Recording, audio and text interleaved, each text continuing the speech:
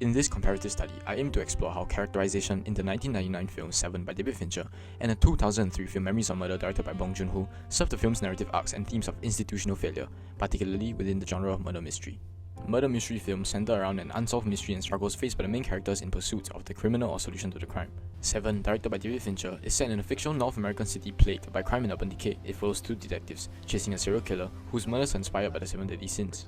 Similarly, *Memories of Murder, directed by Bong Joon-ho, is set in a rural South Korean town during the 1980s, following two detectives who investigate a series of serial rape and murder of women. These two films followed the previously mentioned convention very well. However, they were chosen for how the directors used contrasting characterization of each detective pair to reflect different aspects of the political institutions they emerge from. As stated by the screenwriter of *7, Andrew Kevin Walker, the film was inspired by his personal upbringing in New York from the late 1980s to the early 1990s, contextualized by the political and social state of New York during this period, brought to life by Fincher.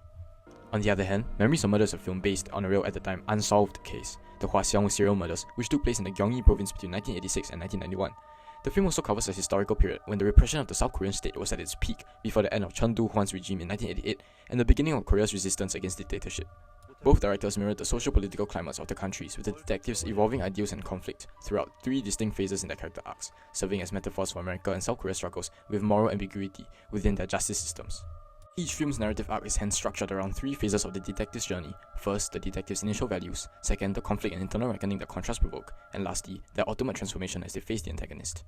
Firstly, both films open with detectives whose contrasting personalities and values dictate their investigative approaches. This contrast, established through mise-en-scène and cinematography, is crucial to the narrative, driving interpersonal conflict, shaping the investigation, and reflecting the broader theme of institutional moral ambiguity. Mise-en-scène is the control the director has over visual elements within the film image, like setting, costume, lighting, and movement of figures. The interplay of light and shadow in both films, combined with cinematography, accentuates the detective's ideological divide and visually embodies broader themes of moral ambiguity and uncertainty. In *7, the main protagonist, Detective Somerset, is deeply cynical and emotionally detached after years of witnessing brutality as a detective. This is visually reinforced through dimly lit sets and harsh chiaroscuro lighting. Chiaroscuro lighting is a technique used in many murder mystery films to create a harsh and intense contrast between light and darkness. In this scene, it isolates him within narrow shafts of light, suggesting his cynical, world-weary outlook on the corruption of society. This mirrors the central theme of ambiguity, as Somerset doubts the possibility of true justice.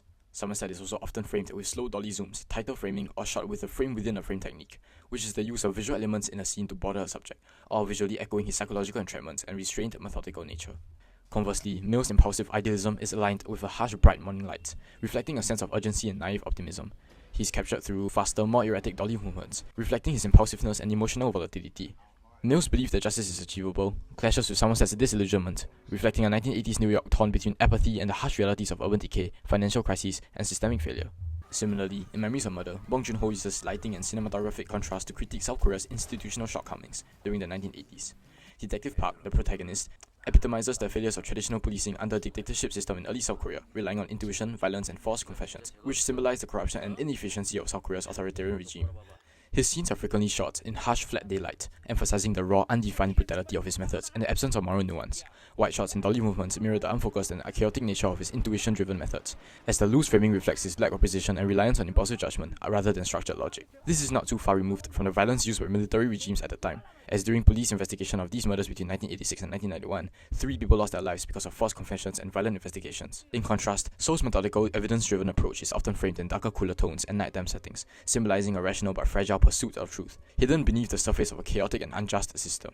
Scenes that showcase Detective Seoul feature more close-ups, which conveys a heightened sense of precision and attention to detail, strongly contrasting that of Park's approaches. Detective Seoul represents a new era of modernized South Korea. The trauma of Korea's modern history, which had been repressed and under dictatorship in the 1980s, began to demand historicization amidst a transition in the government systems.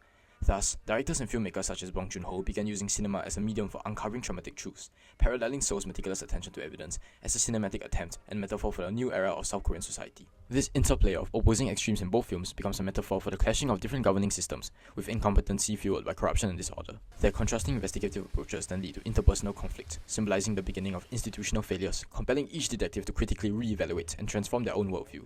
This is conveyed through the film's use of cinematography, ensembling, and symbolism. In *7, these elements illustrate how Somerset's calculated patience grades against Mill's emotional impulsiveness. Scenes in the beginning and middle show Somerset in the foreground occupying a majority of the frame, with Mill's blood in the background, visually asserting Somerset's dominance and authority as the seasoned detective.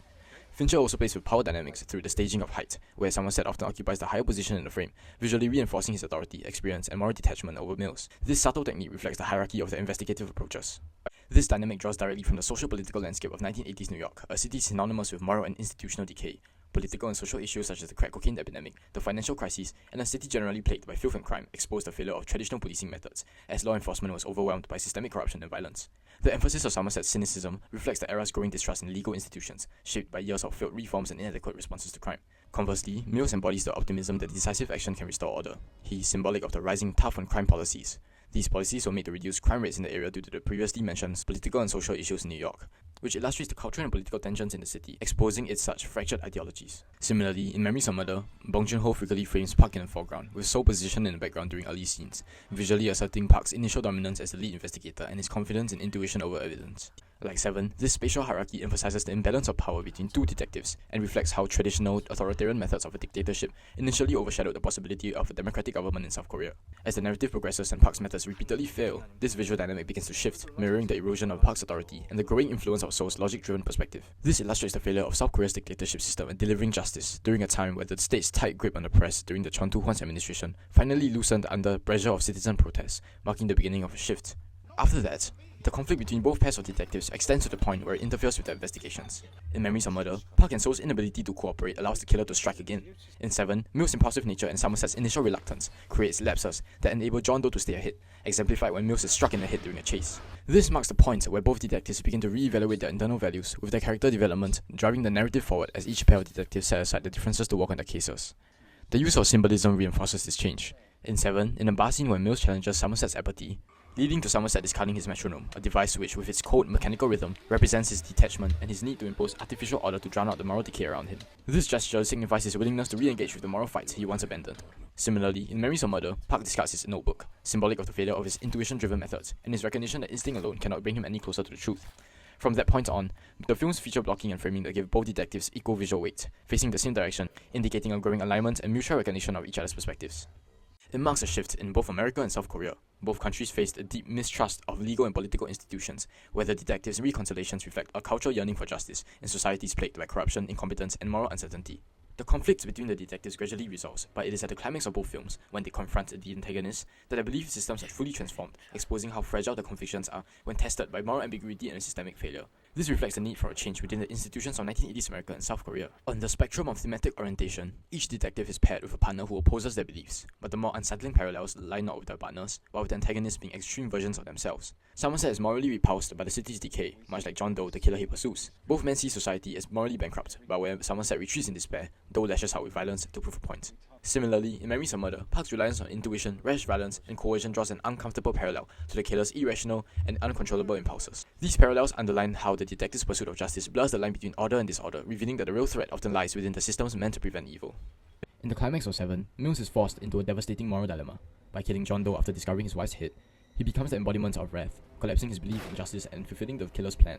Fincher's use of shaky handheld shots around Mills contrasts with the stable framing of Somerset and John Doe, visually reflecting Mills' descent into chaos, Somerset's desperate attempt to hold control, and Doe's calculated dominance. This visual language and resolution completes Somerset's arc, while reflecting 1980s America's struggle with the failure of its justice system.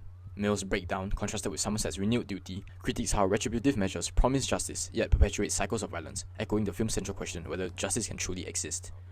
In Memories of Murder, Bong Joon-ho similarly explores the collapse of belief systems when faced with institutional failure. The killer becomes a mirror that shatters the detective's approaches. So, once the embodiment of rationality is driven to violence, or Park, once confident in his intuition, desperately clings to forensic science he previously dismissed. The wide shots and quick cuts in editing in the final scene, juxtaposed with the earlier close-ups of Seoul, emphasize his loss of control and helplessness.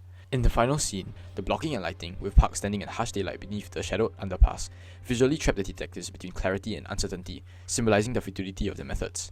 This moment, marking the end of the investigation, echoes the fall of military dictatorship and the rise of democracy and economic growth, yet carrying a mournful tone. In conclusion, both films use characterization not only to drive the murder mystery narratives, but also to reflect larger societal issues. Memories of military dictatorships in Korean cinema have become a mainstay of popular cinema, often in combination with the murder mystery genre. Korean cinema often portrays the police as corrupt and ineffective, and Bong's depiction reinforces this, suggesting that systemic change is necessary to prevent recurring injustice. As for Seven, the film critiques the illusion of justice in a morally decaying society. Through the contrasting arcs of Somerset and Mills, Fincher explores how institutional failures, shaped by the social-political climate of the 1970s and 1980s America, erode systemic ideals of justice. Both films ultimately question whether true justice can exist within institutions mired in moral ambiguity through its characterization. I agree with the second